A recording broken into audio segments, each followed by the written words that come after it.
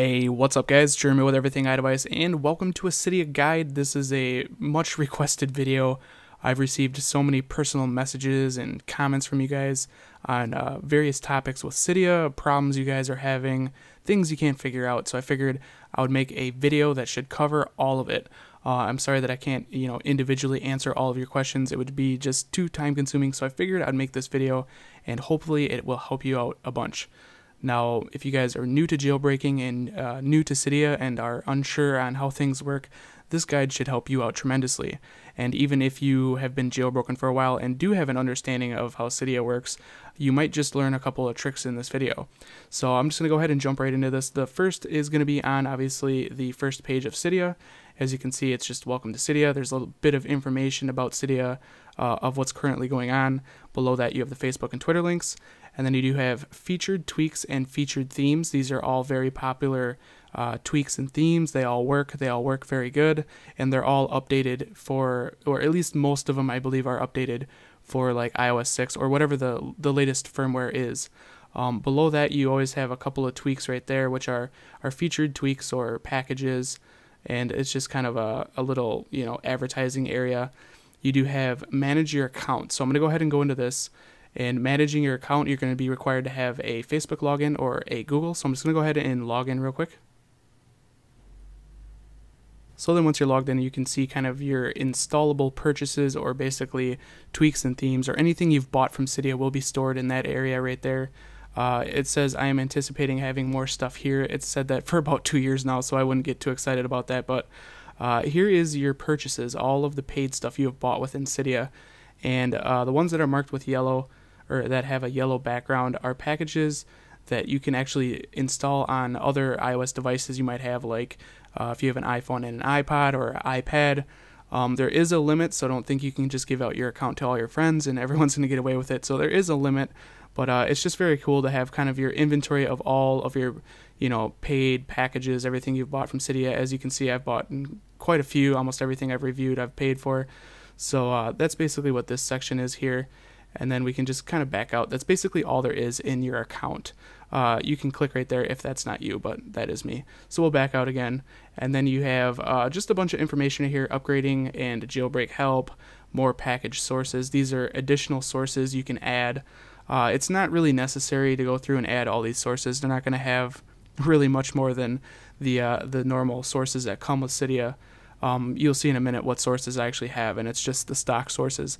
I never really add any sources unless it's for like a C report or something like that for my iPhone 4. So you can add different packages here. You can select them and check them out. That's basically what that is. And then here you have more featured tweaks, or kind of like tweak advertisement areas, I like to think of them as.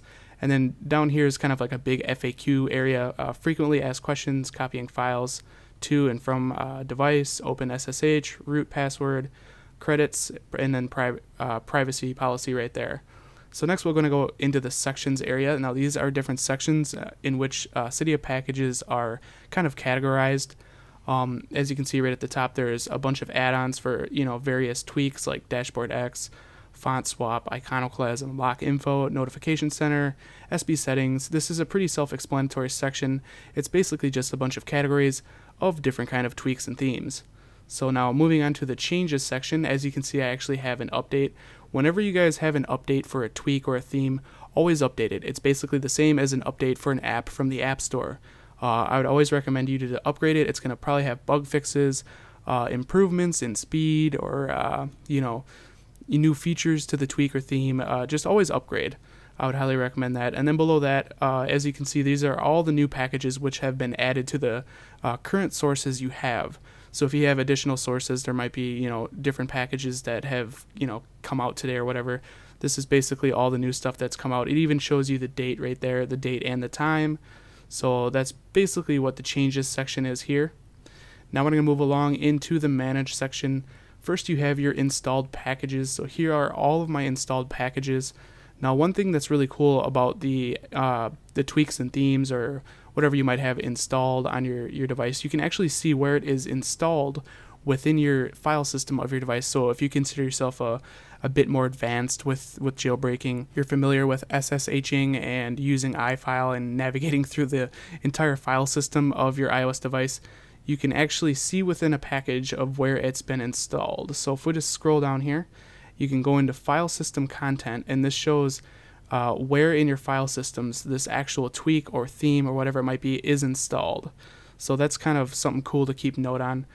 Also, when you guys are having problems with certain tweaks or themes, it's probably not best to, ask in the comment section of a YouTube video on what might be the issue.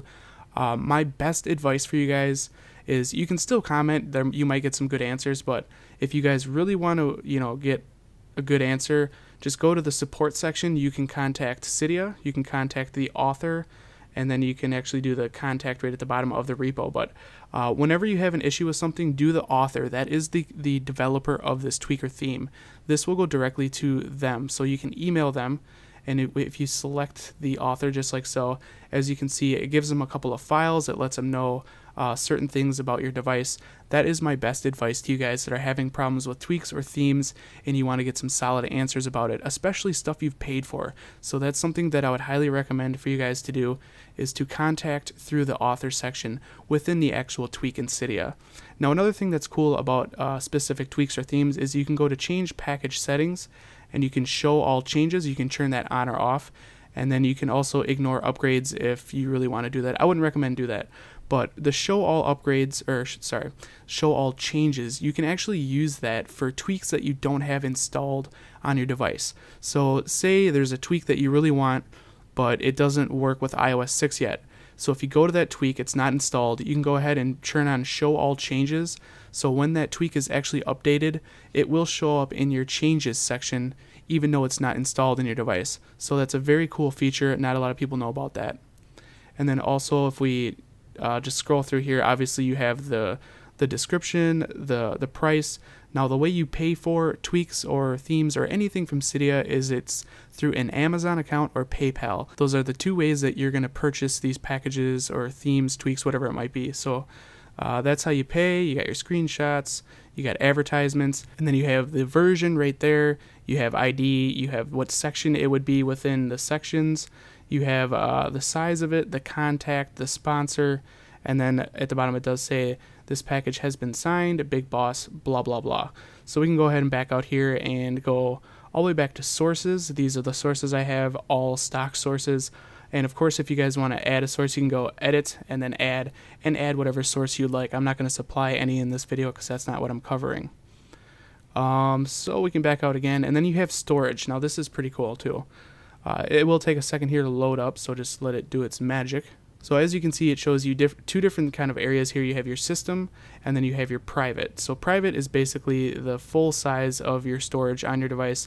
Now system, I'm not exactly 100% sure how it works, but I have noticed that if you use up more than about 95% of your system, that is when you're going to start experiencing lag on your device and definite performance drops in the way your iOS device is handling these tweaks.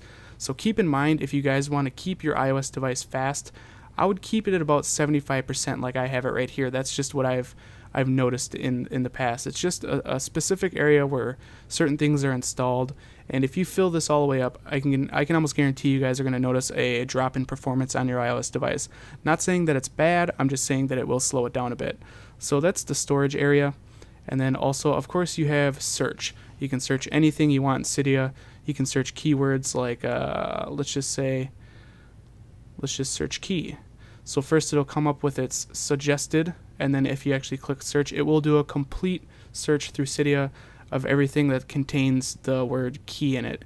And as you can see by the scroll bar on the right there, there's a lot of packages that have key in it. So that's basically it for Cydia, guys. That's about everything I wanted to cover in this video. If you guys get stuck in a Respring loop, I'll leave a link down in the description explaining on how to get out of that loop. That's another very common question. I already have a tutorial on that.